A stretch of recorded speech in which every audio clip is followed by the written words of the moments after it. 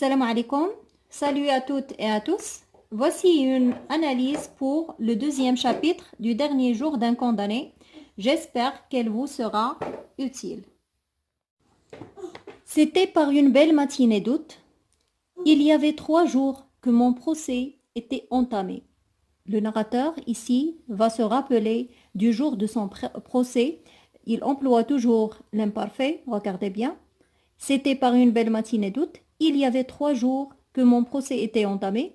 3 jours que mon nom et mon crime raillaient chaque matin une nuée de spectateurs, c'est-à-dire beaucoup de spectateurs. Ici, c'est l'exagération. Une nuée, normalement, c'est une sorte de nuage qui est vraiment gros.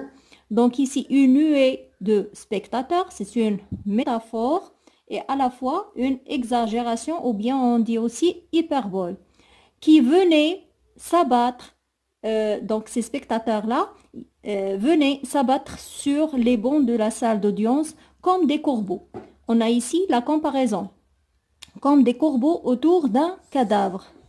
3 jours que toute cette fantasmagorie des juges, des témoins, des avocats, des procureurs du roi passait et repassait devant moi, tantôt grotesque, tantôt sanglante, toujours sombre et fatale. Qu'est-ce qui est sanglante et sombre et fatale? C'est la fantasmagorie de ces personnes-là.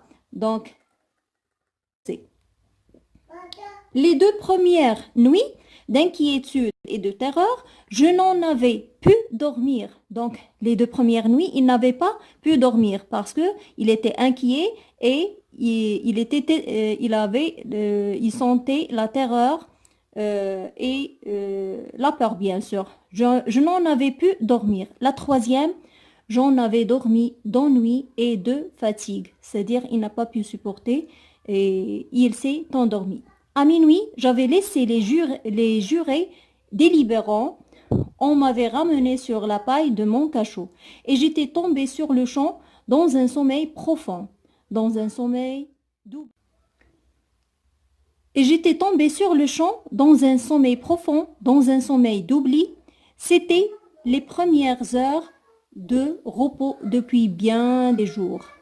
J'étais encore au plus profond de ce profond sommeil, lorsqu'on vint c'est le verbe venir au passé simple, donc ici, il a utilisé l'imparfait et voilà le passé simple qui vient pour briser l'action et pour montrer une action qui va surgir pour, détourner l'action précédente. Donc, là, on avait l'imparfait et là, on a le passé simple. Le passé simple, ça vient toujours pour briser l'action et pour passer, par exemple, de la description à un événement qui est important ici, qui est important. Lorsqu'on vint me réveiller, cette fois, il ne suffit point du pas lourd et des souliers ferrés du guichetier. C'est-à-dire que d'habitude, il se réveillait à chaque fois qu'il entend les pas qui sont lourds, d'accord, et les souliers ferrés du guichetier. Il se réveillait aussi à chaque fois qu'il entend le cliquetis de son nœud de clé. Il se réveillait aussi tout simplement en entendant le grincement rauque des verrous. Mais cette fois-ci, ou bien cette fois, ce jour-là, ou bien en ce moment-là, il fallut pour me tirer de ma léthargie. La léthargie, c'est un sommeil qui est vraiment, vraiment profond. Donc cette fois-ci, pour qu'il se réveille, il lui a fallu, donc il a dit ici, il fallut pour me tirer de ma léthargie sa rude voix à mon oreille. La rude voix, bien sûr, du guichetier et ses 2 mains sur mon bras et sa main rude sur mon bras. Levez-vous donc. J'ouvris les yeux. Donc ici, c'est la voix rude, bien sûr, du guichetier qui vient le réveiller pour, bien sûr, pour partir vers la salle des assises. Donc, on a ici, j'ouvris les yeux. Je me dressai, effaré, sur mon séant, c'est-à-dire il s'assoit.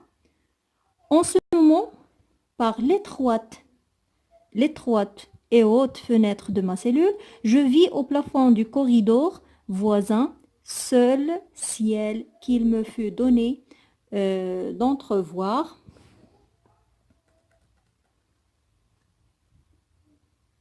Seul ciel qu'il me fut donné d'entrevoir, ce reflet jaune où des yeux habitués aux ténèbres d'une prison savent si bien reconnaître le soleil.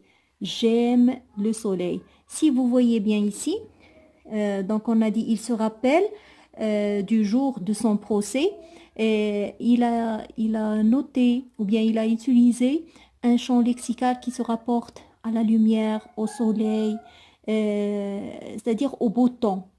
Et tout ce vocabulaire-là ou bien ce lexique, euh, ça, ça rime avec l'espoir. C'est-à-dire que le narrateur jusqu'à ici, il ne savait pas qu'il va, euh, qu'il va être condamné à mort. Donc, jusqu'à maintenant, il dit, il fait beau, dis-je au guichetier. Donc, il reste un moment sans me répondre, comme ne sachant si cela valait la peine de dépenser une parole, puis avec quelques efforts, ou bien quelques efforts, il murmura brusquement, c'est possible. Je demeurai immobile, l'esprit à demi endormi, la bouche souriante, l'œil fixé sur cette douce réverbération dorée. La réverbération, c'est le réfléchissement du rayonnement du soleil qui est donc ici la réverbération dorée qui diaprait le plafond. Par exemple, lorsqu'on a le soleil avec la neige, donc il y a un réfléchissement du rayonnement dans la neige, ou bien sur la neige. Donc ici, lui, il était attiré par, on va dire, par le reflet du soleil sur le plafond bien sûr de la cellule. Voilà une belle journée, répétai-je.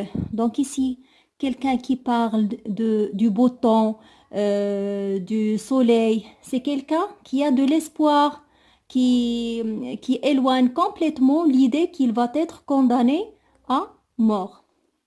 Voilà, donc on continue. Voilà une belle journée, répétai-je. Oui, me répondit l'homme, on vous attend. Ce peu de mots, comme le fil qui rompt le vol de l'insecte, me rejeta violemment dans la réalité. Donc, les mots qui sont prononcés par le guichetier viennent pour remettre et rejeter le narrateur dans la réalité qui est vraiment affreuse, qui fait peur. Lui qui parle du bouton et de tout cela, l'autre lui rappelle quand il lui dit ici on vous attend. C'est-à-dire qu'on n'a pas le temps de parler du